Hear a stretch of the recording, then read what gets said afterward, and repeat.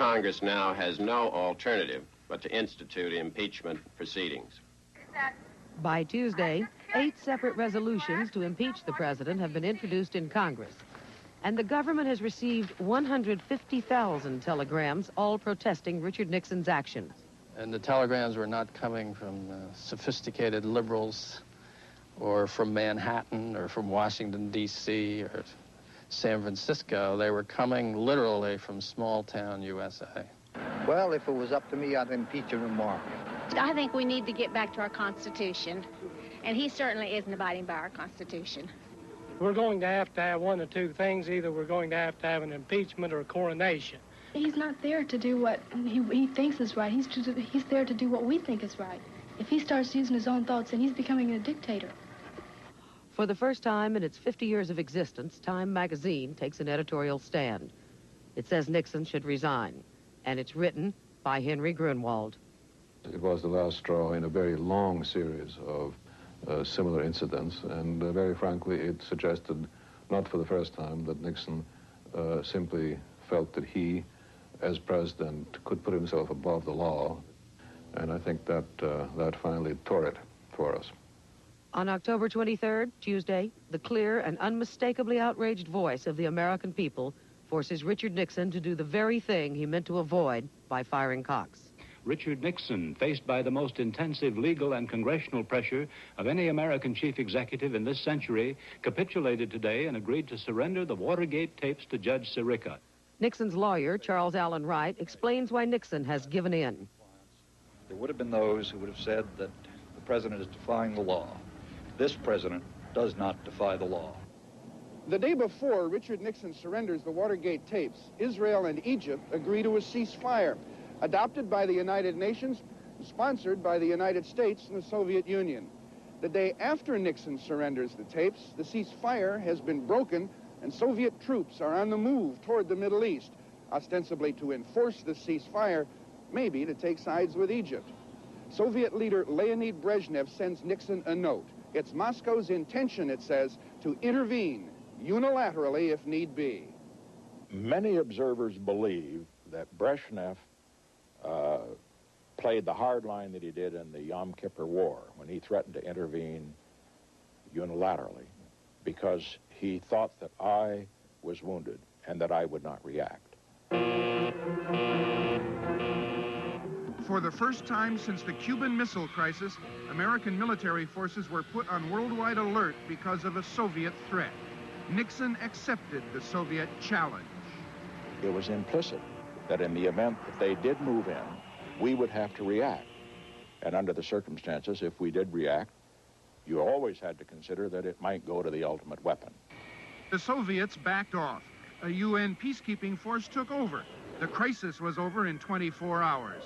But despite the apparent Soviet threat, many Americans thought Nixon was trying to divert attention from the Saturday night massacre. It is a symptom of what is happening to our country, that it could even be suggested that the United States would alert its forces for domestic reasons. Come back to the autumn of 1973. Come back to the consequences of the pursuit of power. 13 years have passed between that November and this one. So tell me, what did we learn, and when did we learn it?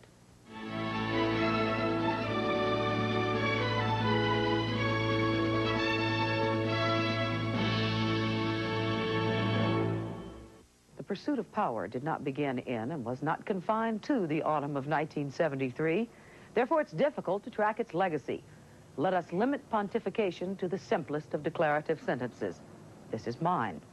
If you want to know how power will be used, pay attention to how power was gotten. The only answers are in the pursuit, presuming there are answers.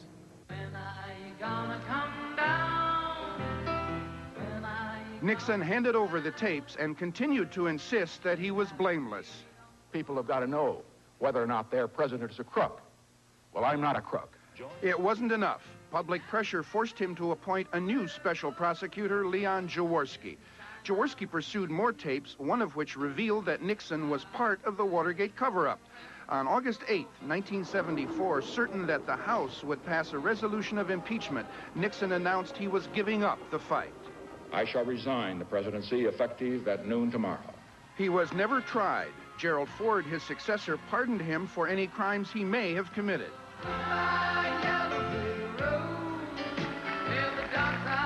Richard Nixon was the first American president to be forced from office. More limits would be placed on executive power. Special prosecutors are now mandated by law. They're called independent counsels. There have been 7 so far. An 8th will investigate President Reagan, Iran, weapons, Contras, the pursuit of power. The Yom Kippur War taught Israel and Egypt a bitter, bloody lesson. Conflicts that went back to the prophets and the pharaohs could perhaps be settled by negotiation.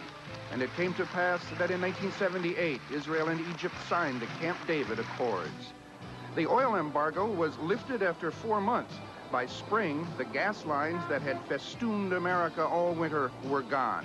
And the gas guzzler was going the way of the dinosaur. The country turned to smaller, more efficient cars. And in California, Cal Worthington has added Mitsubishis to his line.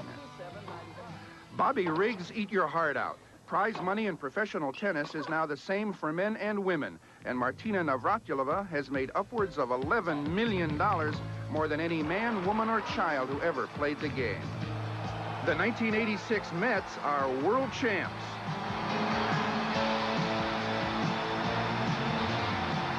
And still fighting. Bud Harrelson's their third base coach now, and he steers clear of Pete Rose. I certainly am not going to fight him anymore, though, ever, unless it's in a light beer commercial. Well, there it is, the way it was for a couple of months in the fall of 1973. As Thomas Hobbes told us long ago, life with no government is nasty, brutish, and short. But too much government is also a bad thing. Life under tyranny can be nasty, brutish, and short. A good government should protect its people, nourish its people, and answer its people honestly.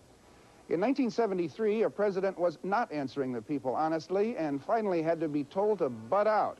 That's how good government stays good. And now again, an embarrassed president is being asked tough, necessary questions. The minute I say the words Equal Rights Amendment, I begin to hear a slight groan. Oh no, here she goes again. Feminists are so preachy. As I said earlier, by the fall of '73, 30 states had ratified the Equal Rights Amendment. A year later, several of them had voted to take it back. They did so, they said, for a variety of reasons, one of which was, we don't need an ERA, it's unnecessary, progress already is being made. There are 23 words in the ERA, and they are, equality of rights under the law shall not be denied or abridged by the United States or any state on account of sex. It's 1986, and I still say the fact it was defeated in this country was and is proof we need it. By the way, this program tonight also was produced and directed by women. It also was bought, sold, and packaged by men. And so it goes.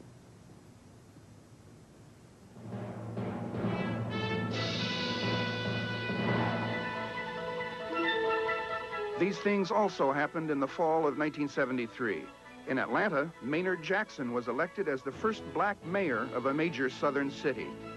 Oregon became the first state to decriminalize the possession of marijuana in amounts of 1 ounce or less. Henry Kissinger and North Vietnam's Le Duc Tho were joint winners of the Nobel Peace Prize. Kissinger accepted his half, Le Duc Tho turned his down. Secretariat, winner of thoroughbred racing's Triple Crown in 1973, was retired to stud in Kentucky.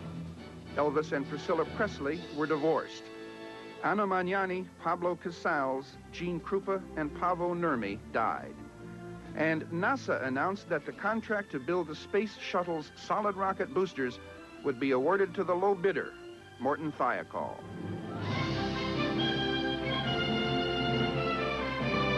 For the Our World Study Guide, write to Community Relations, ABC, 1330 Avenue of the Americas, New York, New York, 10019.